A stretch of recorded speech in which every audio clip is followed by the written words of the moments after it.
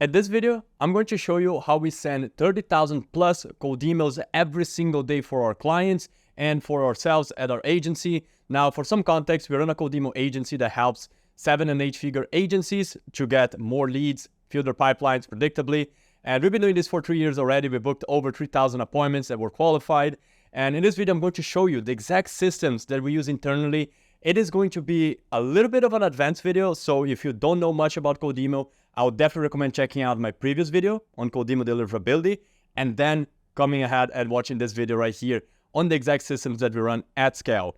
Everything I'm going to mention is related to cold email at scale. If you're starting out, this will not be the exact guide that would be recommended for you, but if you just want some inspiration, you could take a few things from it.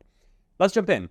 The first thing I want you to understand is what are the principles of running a cold email infrastructure at the scale that we're talking about right now.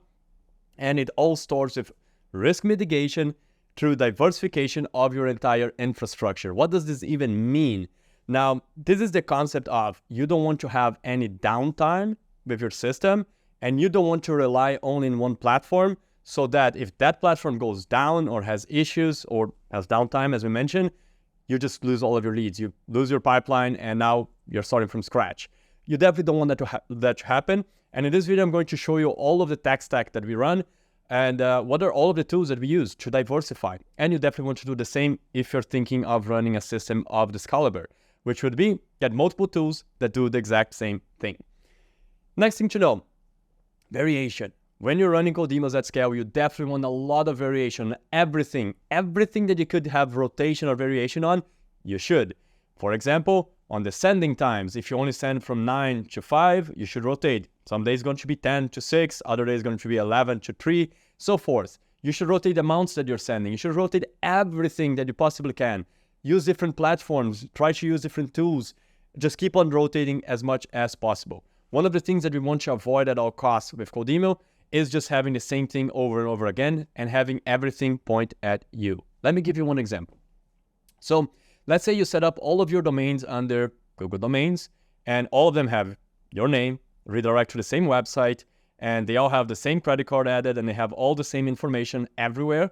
And all of a sudden you are marked as a spammer. You get blacklisted, and they are after you because you've been spamming too many people. Your IP is even flagged. At that point, you're just done. There's nothing you can do. You're going to lose all of your accounts. And we want to avoid that at all costs. And we do that by adding variation and rotation, having multiple tools, diversifying our strategy, being in as many grids as possible. I'm going to tell you more about that in a second. Third principle is automation. What can be automated? Should. Now, this is not if you're starting out, but if you're already at scale, you should be automating everything. In our company, we have literally all of the steps of cold email automated. We get all of our leads from automation. We get all of our scripts from automation, personalized lines, the sending, the variation of the sending every single day, even the creation of domains and emails.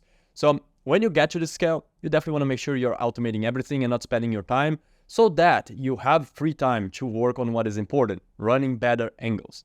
So go ahead and try to automate. I'm going to tell you a few more in a minute, but let's jump in. What is cold email all about? Let's just define all of the things you will need to know, and then we're going to break down step by step on how we run it internally. Number one thing is going to be the domain structure. Then is going to be lead generation, tech stack, script writing, sending settings, appointment setting, and handling deliverability. Deliverability is the ability to land in the primary inbox. So we'll start with domain structure. I'll tell you what we have, and I'll give you recommendations. So you definitely don't want to run everything through your main domain. In our case, just say dfi-meetings.com. You definitely don't want to have all of your cold emails running out of there, 30,000. Could you? Yes, you could, but you're going to have a huge nightmare of problem after problem after problem, trying to recover your reputation every time there is a high spam complaint and whatnot. You would have to have an SMTP server at the point, and things would get complicated. So to avoid all of that, what we do is we set up all burner domains. So how do we accomplish that? We create variations of the main domain. So DFI Meetings turns into try-dfimeetings.com, get-dfimeetings.com, join-dfimeetings.com, dfimeetingsteam.com, and so forth. So that is what we recommend. We have 3,000 domains right now, and under each domain, we have 2 email accounts. Why 2? Is just in case the domain gets burned, we don't lose too many accounts. What would I recommend you? Up to 3. As long as you don't have, let's say, 5, 10 email accounts in each domain, you're going to be fine at scale in case things start to go down. Another thing that we do, and I told you a little bit about variation in the beginning, is we make sure that all of our burner domains redirect to multiple versions of our website. So we never want anything to point directly at us. This is one of those. We don't want all of our infrastructure to point at one domain only. It's very easy to find all of the redirects and like start banning domain after domain after domain and shutting down your entire system. So we redirect them to multiple accounts. Usually every 20 domains, we redirect it to a different website, right? Which is our website, it's just in a different domain. Cool.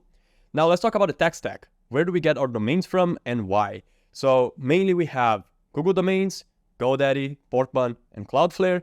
And the reason we have this for is because they have very strong IPs and they're usually overall like very solid and we don't have any issues. We don't recommend platforms such as Namecheap as of right now, mainly because it has cheaper IPs that are shared between many people and used like often for Codimo, and then someone has a bad reputation, all of a sudden that bad reputation is on you, and so forth. So these are the main providers that we have, recommend, and that are working as of the date of this video. Now for the emails, what we have right now is 4 platforms as well, starting with G Suite, which is paid Gmail, then Microsoft 365, paid Outlook, and then Zoho, and lastly, Amazon. So we use these 4 right now. We try to split as evenly as possible, try to have 25% of our emails in one platform, 25% in the other, 25% in the other, and so forth. And that is the domain structure.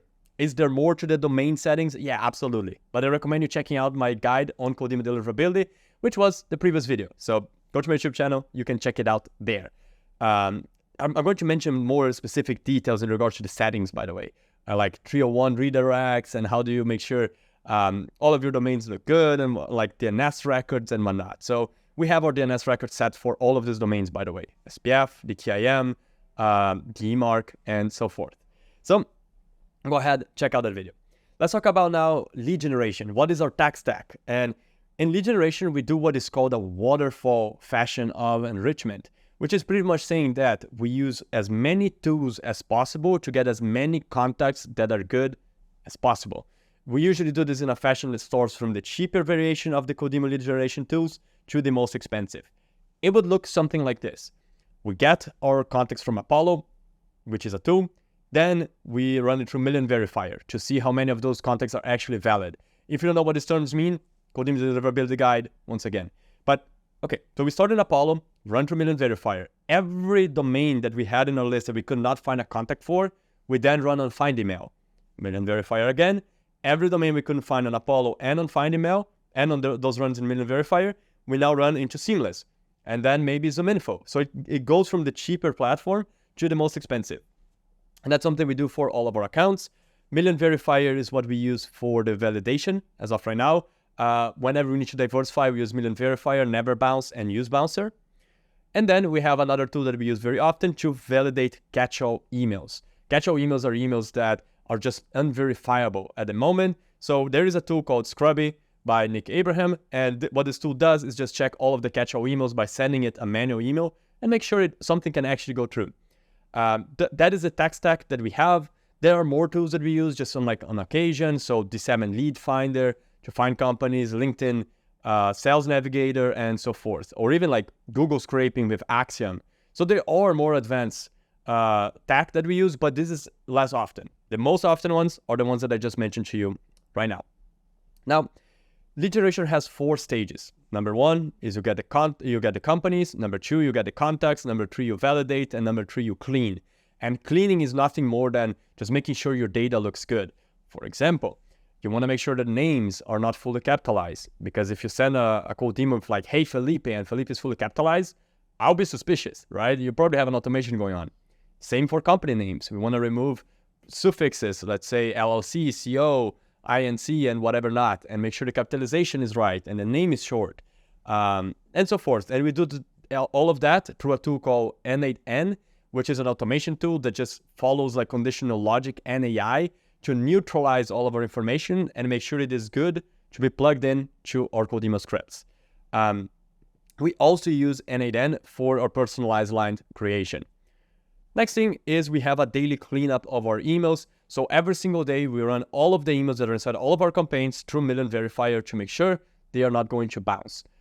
We do this in this very methodical way, mainly because if it starts bouncing at the scale that we send, all of a sudden the entire infrastructure starts having issues. So we run it every single day. Next. And by the way, I'll actually give you one more thing in regards to lead generation. To make sure we never run out of leads, we keep on scraping broadly. We avoid having personal emails and generic emails as much as possible. But every once in a while, we plug in a campaign with those. Try to see, we are always split testing. That's a principle of running a big cold email system. Always be split testing. So we do that often. And we also recycle leads. So every year or so, we go back and we reach out to all of the leads that never have unsubscribed or that have never replied. So yeah, that's something you can keep in mind. You can also recycle. In case you were wondering, how can we send 30,000 plus emails a day and not have issues with lead generation? So that is how.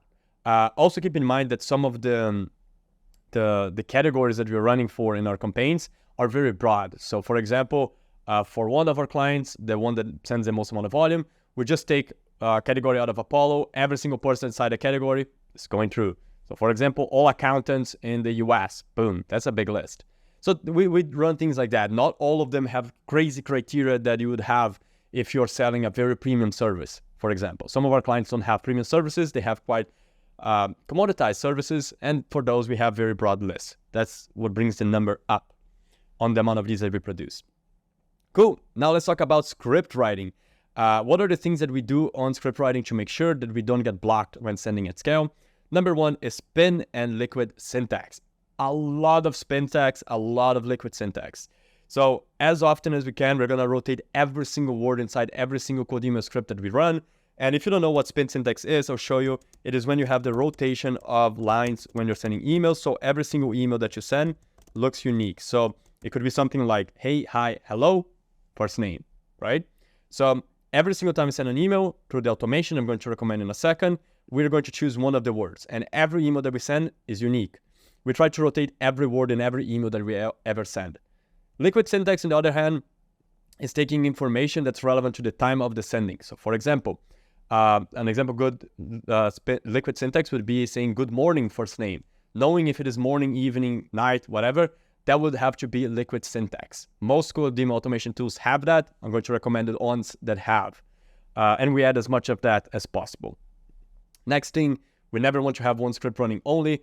One, because of just variations and wanting to split test, but two, because of we don't want anything to tie us down. It's never one script that can put our entire operations down. So that's why we are always running 25 variations of each. So literally everything that we send is fully unique. All of those 25 variations have spin tags and liquid syntax. To get that, we use automations on N8N that leverage AI to produce all of this. So we only create one email variation and then AI creates all of the rest for us. Next thing is spam proofing. You want to make sure you don't have spam words in all of your emails. You can have a few here and there, but not in all of them. And you definitely want to make sure the proportions are very, very low so that you don't get caught by a filter. Let's say the Bayesian poisoning, the Bayesian actually filter. There's a Bayesian spam filter that checks like the amount of words that are related to spam that are in your email versus the non-spam words that are in your email. And if the balance ever falls under like the spam side of things, you're going to spam directly. So you want to make sure you're spam proofing. Here's a tool. If you go to gfimeetings.com/spam checker, you can find a tool that will do that for you and show you all of the spam words that you need to replace. You can also use AI for that. We use AI internally because we have a list of all of the spam words and the replacements already. Cool. One thing to know about AI too is we use AI to validate and check everything that we run. There is not a single AI prompt that runs in our company that doesn't have another prompt to check if the output was good. So that is a little hack if you want an AI. Next, let's talk about sending settings. First, let's talk about the tech stack for campaign sending and warm-up. We use right now 3 tools: SmartLead, Instantly, and QuickMail. And we use 3 tools just to make sure if one of them has a downtime or has issues with the warm-up and whatever not, we always have the others always running. Cool. Inside these tools, we always have a daily rotation of time of the sending. So the thing that I mentioned to you before, like sending from 9 to 5 to then 10 to 6 and then like 11 to 3 and whatever not, we have the rotation happening daily of the times of the sending for every single account that we have. It's automated, but we have the running. Then the minimum waiting time between each email, The default setting on most of the tools is usually around like 7 minutes, 10 minutes. We rotate that on a daily basis. Some days it's 7, some days it's 8, some days it's 10, even like 25 minutes between each email, just to make it look more like human-like behavior, right? Then warm-up and campaign ratio of the sending. So we never turn off the warm-up in any account that we have, ever. But what we do is we rotate the warm-up to campaign sending. So let's say we send 50 emails per day in a specific account, which that's usually something that we do. One day we're going to send, let's say on Monday, 25 in the warm-up and 25 emails in the campaign.